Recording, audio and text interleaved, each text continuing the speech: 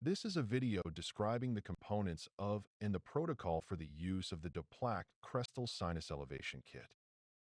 We have developed practice modules out of Sawbone number 15, polyurethane material of similar density to maxillary molar bone, to provide some hands-on tactile sense of the determination of membrane presence by probing with two different size probes. Chambers have been milled out of half-inch blocks of sawbone to represent maxillary sinus chambers to illustrate sinus elevation drilling protocol at 200 RPM for this demonstration. Normal drilling speed of 500 to 600 RPM is recommended. Each module has 6 surfaces to practice lifting the artificial membrane and to get a feel for the resistance attributed to the presence of the sinus membrane when probing. This protocol is based on the use of drills with reverse threads, which push the bone forward. By increasing the length of the drills at 1 mm intervals, the membrane is eventually reached and lifted. The diameter of the osteotomy is then increased by using larger diameter drills of the same length to push additional bone particles forward. Once the membrane is elevated, the membrane elevation can be increased even further by pushing collagen or other graft material into the osteotomy using the concave plugger with the adjustable depth stop. The Schneiderian membrane is on average 0.8 to 2 mm in thickness. Therefore, the series of elevation drills was developed increasing in lengths at 1 mm intervals. By increasing the drill lengths 1 mm at a time, one can usually push the bone particles up through the sinus floor without perforating the sinus membrane. The storage container is metal with silicone inserts to hold the Lindamenn-type drills while cleaning. It can be placed and stored in the freezer after autoclaving and will keep the drills cold for 15 to 20 minutes while the sinus elevation is completed. There is also an optional aluminum or stainless steel storage block that will keep the drills cold for 40 minutes, which is available on the website. When the cold block is used, there is a metal drill keeper to prevent the drills from coming out if the box is turned over. This is a flow chart of the drills we will be using in the following Sawbone model of a sinus chamber. The arrows indicate the sequence of the drills used on the sinus model. There are 35 drills in the sinus elevation set, 7 drills in each diameter. The lengths are 4, 5, 6, 7, 8, 9, and 10 millimeters. Start with the smallest diameter, increasing the length until you reach the sinus membrane. Once the membrane is reached, the diameter is increased to widen the osteotomy to allow placement of graft material, using larger diameter drills of the same length to push additional bone particles forward. Once the membrane is elevated, the membrane elevation can be increased even further by pushing collagen or other graft material into the osteotomy using the concave plugger with the adjustable depth stop.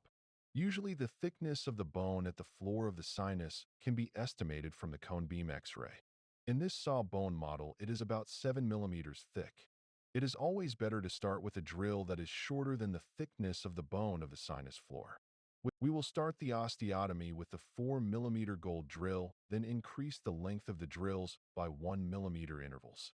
5 millimeters, then 6 millimeters, then 7 millimeters, at which time the membrane is reached. Then we will only increase the diameter of the drills, continuing with the 7 millimeter length. All of the gold drills have the same 1.5 to 2.2 millimeter taper diameter. The second drill we are using is the gold 5 millimeter drill, 1 millimeter longer than the 4 millimeter drill. This is the side view of the 5 millimeter drill tip. The use of the 5 millimeter drill is still short of the membrane. It's important to probe with a periodontal probe after each drill to check for the presence of the membrane. It will feel soft when reached. The 5 millimeters drill is used to lift the bone further, still not reaching the membrane.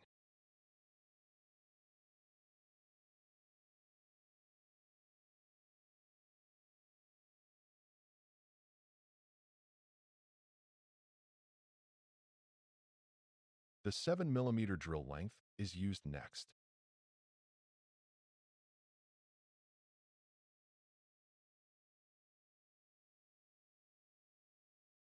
Now the probing feels soft, so we will check it again with the larger 2.5 millimeter sinus probe. The larger probe feels hard and does not penetrate the smaller opening in the bone. This indicates we are at the level of the membrane at 7 millimeters, so the rest of the drills used should continue to be 7 millimeters long to avoid perforation of the membrane.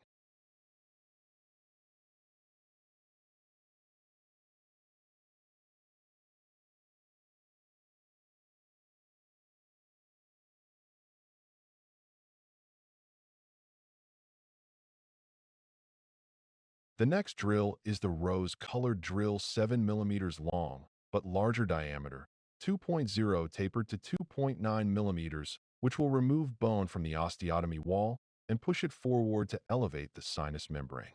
The next larger diameter drill of the 7 millimeter length is the blue drill. It is tapered from 2.7 to 3.2 millimeters in diameter. Each increasing diameter drill of the same length pushes more bone removed from the wall in front of it, lifting the sinus membrane farther. The 7 millimeter silver 3 to 3.9 millimeter taper drill is used next. Again, it is good to check the osteotomy and the membrane status with the thicker 2.5 millimeters diameter sinus probe. After using the larger silver drill, the opening is larger. If there are any questions, use the Valsalva maneuver to verify the membrane status.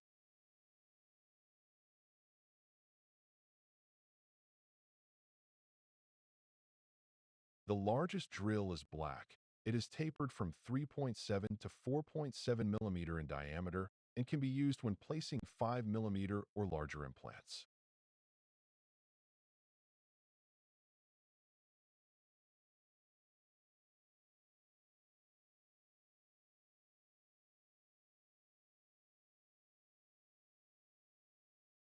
Now that the drills have been used to lift the sinus membrane, starting with soft collagen graft material, the sinus membrane should be elevated farther. Often 2 or 3 collagen plugs are used to elevate the sinus membrane farther. How much collagen? It depends on the volume of the sinus cavity. Both the length, the width, and the height, and the number of implants planned will determine the volume of the grafting material needed. Mineralized bone or other materials may be used. Once the membrane is elevated and the opening is wide enough to place it, a depth stop plugger is provided with the kit. The length of the depth stop plugger should be adjusted to the same length as the drills used to widen the osteotomy. The tip of the plugger should not extend into the sinus cavity more than 1 millimeter to avoid tearing the sinus membrane.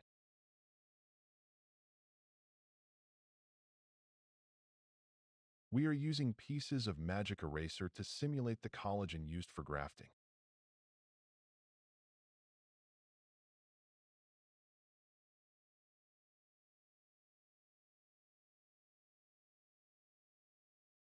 The graft materials should start with a collagen-based material such as osteogen, which is filled and will not compress like a pure collagen plug. The material can be minimized into small pieces and then inserted into the sinus cavity with a cotton pliers and pushed up with the concave plugger. A biologic such as Infuse or Gem 21 can be added to the collagen to increase the speed of the mineralization of the graft.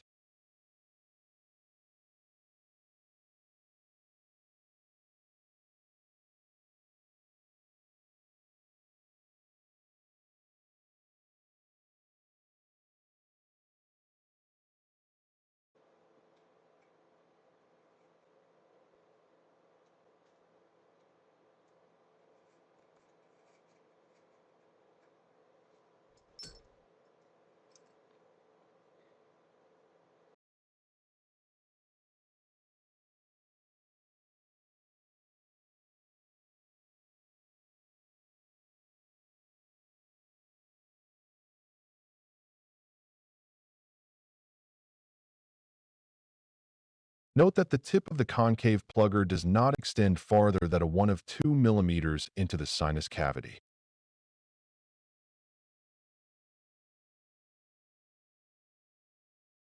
An intact membrane.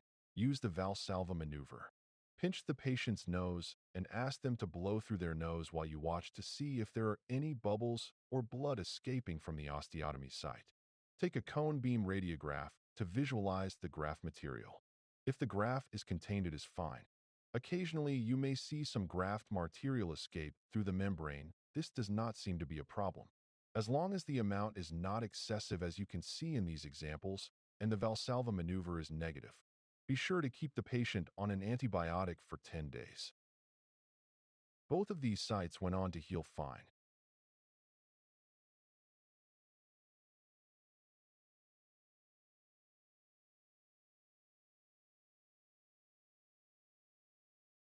Continue to add more graft material to lift the membrane higher, to heal for 3 or 4 weeks, and start over from the beginning, checking with the Valsalva maneuver to verify an intact membrane. Let's look at a case example with immediate implant placement simultaneous with the sinus elevation surgeries. A case example, a 60-year-old female patient who presented for replacement of the maxillary first molars, a non-smoker with no significant medical history. This is the facial view of the patient's left sinus. This is the patient's views of the right sinus. A cone beam X-ray was taken after the start of the sinus elevation with the particles of 110 by 20 mm osteogen collagen plug. Additional graft material is required to place a longer implant. The original thickness of the floor of the sinus was 2 to 3 mm. Osteogen, a collagen-based graft material made by Implant, was used to initiate the lifting of the membrane. To reduce the risk of tearing the membrane, the collagen plug was cut into small pieces to place in the osteotomy. A biologic, 50 micrograms of infuse, commonly known as BMP2, made by Medtronic, hydrated with 1/2 cc sterile water was applied to the graft material 15 minutes prior to placing to enhance faster mineralization. The 2 implants were placed at the time of the sinus elevation, and they were stable. Healing abutments were placed 4 months later, and their ISQ numbers were 78 and 82.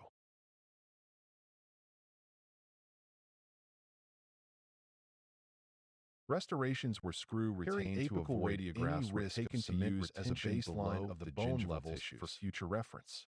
You may be concerned by the level of the graft material and the apex of the implants not being covered with bone. The apex of the implants were initially covered with graft material at the time of placement. Remember, it has been shown in studies that most of the pressure of the bone occurs on the top 3 to 4 threads of the implant, not at the apex. Any comments about this video can be left on the DPlaque website or sent directly to Dr. Meitner at his email address. Thanks for watching.